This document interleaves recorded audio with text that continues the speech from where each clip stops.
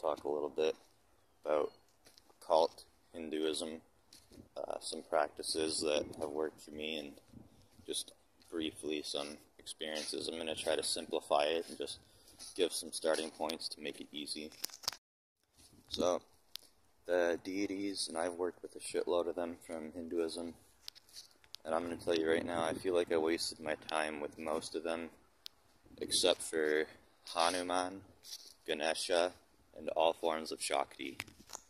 So, that'd be the Mahavidyas, Durga, just any fucking female deities, all the Shaktis.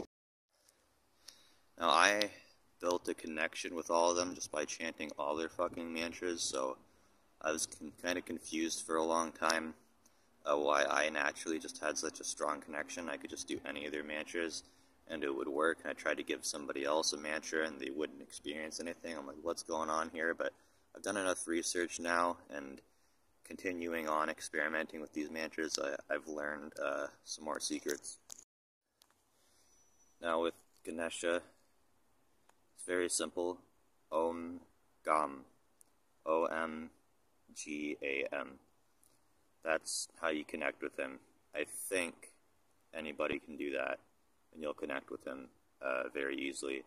Very powerful, gets rid of fear, just obstacles in general. Any limited beliefs that you have that are causing obstacles, it's going to open your mind. You're going to see past so many things, and you're going to think, wow, like, none of these are obstacles anymore. It's like, just huge fucking obstacles just get moved out of the fucking way. It works. Ganesha is great for removing things that, like, absolutely, completely removing something permanently from your life that you might have been having trouble with. I've tried to utilize a lot of different deities and beings to permanently remove something. Most of them couldn't. I don't think any of them really did, besides Kali, maybe. Even then, she definitely doesn't do it as well as Ganesha. So Hanuman, that gives you a lot of etheric and prana, like high vibrational energy that will surround your aura. Now, how I developed my connection with Hanuman is the Hare Krishna, Hare Rama mantra. I chanted that for 3 days straight. On the third day, I woke up, and I'd wake up, start chanting it. When I went to sleep, I'd stop. Third day, I wake up, and I had a vision of him. Like, I saw him in my mind, and then, like, I felt his energy surround my body. So I think that's how I developed my connection with Hanuman. And then from there, just saying his name or any of his mantras worked. But I do think you'll also be able to connect with Hanuman pretty easily with any of his mantras, but mainly Hanuman Chalisa. You can just listen to that. It's be pretty difficult to chant it on your own, but it is really powerful if you want to just get like something printed out of all the words, and you don't have to pronounce it properly. I don't care what anybody says, you don't have to. It's worked for me. I didn't pronounce it properly. Just go through it and just keep reading it, and you'll see what you experience. I don't know, I experienced a shit ton of energy. I found, like, the prana was, like, forcing its fucking self through my fucking tongue while I was speaking it. Like, this, it's some powerful shit.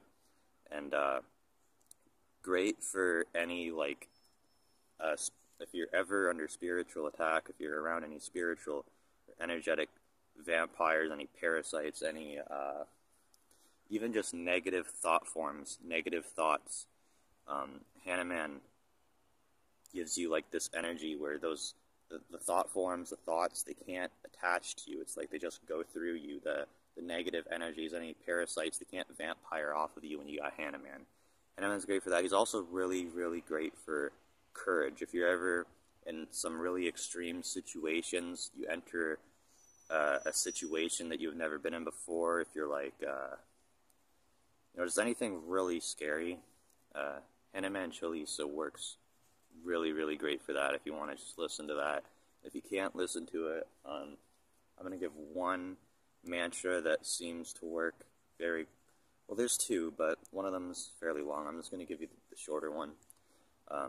Om Han Hanumate Rudrat Makaya Hum Pat And you can look that up if you want.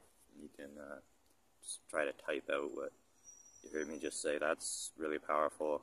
I feel a lot of energy and courage and motivation and power when I chant that. Helps a lot with anxiety.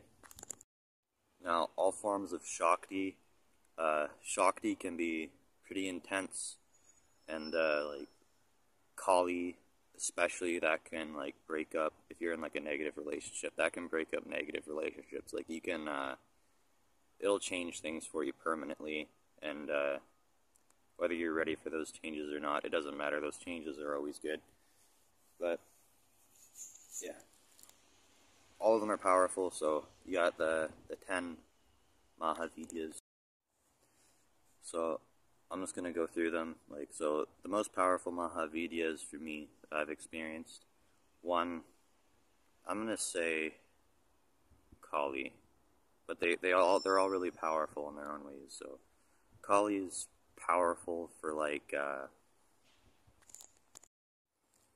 anything related to ego, any ego problems that you're having.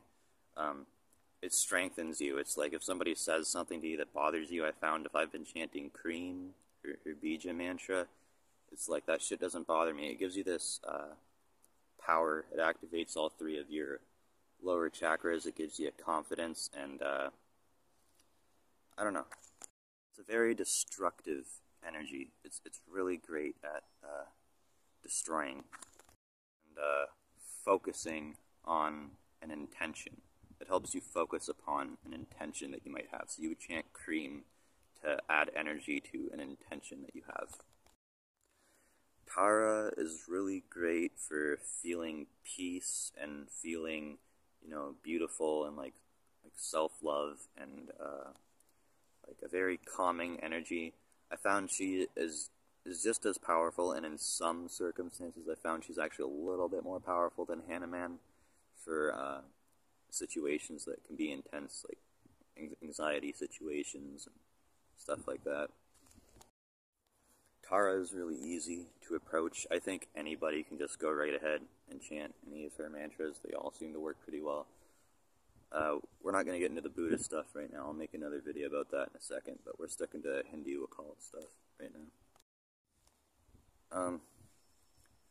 You know, I hear Tara is like great to help you learn stuff, and I don't fucking know. I haven't experienced any of that. I just experienced the peace and like a watery, comforting energy from Tara, and you know, lots of benefits can come from that, but you have to do stuff with it. It's not like it gives you a whole bunch of stuff. You take that energy, you use it, and you can do a lot with that, and you can get a lot from what you do with it if you know how to use it. Now, all of the Mahavidyas have benefits that I've experienced, but I'm just not going to go over the ones that I haven't experienced a shitload of benefits from, because I guess that would mean I don't know much about them or whatever, but I'll say Bharavi, or Chinnamasta. You know what? I'm going to go over them quick. Okay. Bhuvameshwari, Harim. It's great for, like, not focusing on negative things. If there's, like, a thought that keeps coming in your mind, Harim helps that thought, like, go away, and it gives you, a certain type of energy. Like, it gives you this strong, confident energy in like a fiery way. When with Kali, it gives you that too, Cream, but it's just electricity in general that I feel. It's not necessarily fire with Kali, but Chinnamasta, I feel a lot of fire. Bhuvameshwari, Chinnamasta too, though. Bharavi is actually really great for learning. I found that I learn stuff a lot faster when I'm chanting a Bharavi mantra. I just say Brahm. I haven't really seen a lot of people use that for Bharavi, but it is a Bharavi Bija mantra. I just say Brahm. That's for Bharavi. Chinnamasta is like, it seems like she's just fire in general. She just is a shitload of fucking heat and fire and prana. That's just what she is. You're just calling upon that when you chant her mantra, which is Hum. That's what I use for that. And you got Dhumavati. I use the same mantra for Doomavati that I do for Durga, so I see them as the same. I don't know if they're the same being, but I just say Doom. That's really good for like putting yourself in a trance in really, really deep states of meditation, and for protection from future negative events. If you have any future negative events that you think are coming to you, whether it's in the far future, or like, as long as it's not happening immediately, I wouldn't use it if it was happening in the immediate situation, although I have, and it helps with that, but it's more for like things that you're afraid of happening in the future, but it works pretty well for everything. Just say doom, doom, and yeah, I'll feel peace, and sometimes I'll feel a fair amount of heat from the mantra build up within my body, so it can also give you a decent amount of prana, but I would use that for like deep meditation.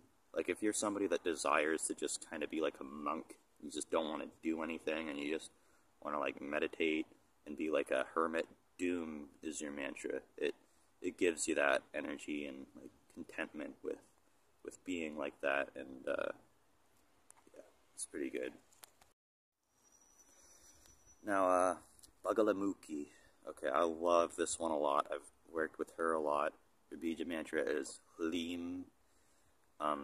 So we're just gonna keep going through the Mahavishnu. That's great for cutting things off, or cutting through things in a metaphorical and literal way. If there's like something that you need to cut off from your life, from your mind, from a situation, or if there's something that you need to cut into, it works really well, and it helps to slow things down. If you find that you're having trouble taking things slow, or you're impatient, lean, it can slow down your thoughts, can slow down your mind, slows down everything. And yeah, I've used it a lot for attempting to curse people and like spiritual warfare. I use that. I use Bagalamukhi a lot for spiritual warfare. And I'll incorporate like Kali too. I'll do Cream, Lean, and then other stuff that, yeah.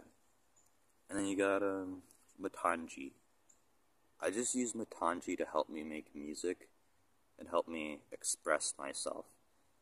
Her bija mantra is Aim. That's also for Saraswati, another Shakti. People say that's for learning. I haven't really experienced that. If I want to learn something, I'm going to do Brahm, Bhairavi. For me, Matanji is just expression and, yeah, just being able to express yourself very, very well. Then you got Kamala. She's good for, it's a little bit similar to Tara, like feeling beautiful and self-love. Not necessarily so much peace and like this watery energy. It is peace, but it's not a watery energy. It's more like a very light, yellow, fiery energy. It's not very intense, though. It's very light, and it can be very relaxing. It can make you feel very fulfilled, makes you feel just happy in general. I use it for happiness. If I ever want to be happy, that's what I go to, is Shreem Kamala.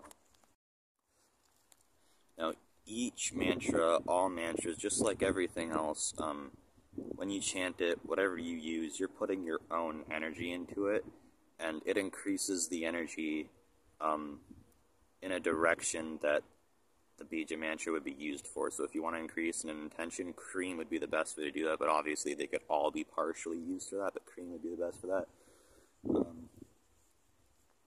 It's going to increase it, though, both the positive and negative aspects of it. So if there's a positive and a negative aspect to what you're chanting it for, the energy that you're putting into the mantra, it's going to increase both the negative and positive. And I've found that I've accidentally cursed myself with some of these mantras by letting a negative part of what I was using the mantra for build up so much that it started to just affect me.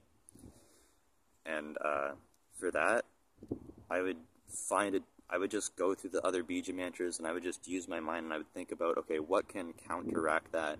And yeah, so if I ever accidentally curse myself with a certain Bija mantra, I just find a different Bija mantra, and there's almost always another Bija mantra that will remove the curse that you put on yourself of a certain Bija mantra. So there's always like solutions within all of it. Now, for healing, like Hanuman is great for healing. I would say top healer in my opinion. Tara is also really good. Kali even is too. Bagalamukhi is good for healing, and Kama is also good for healing.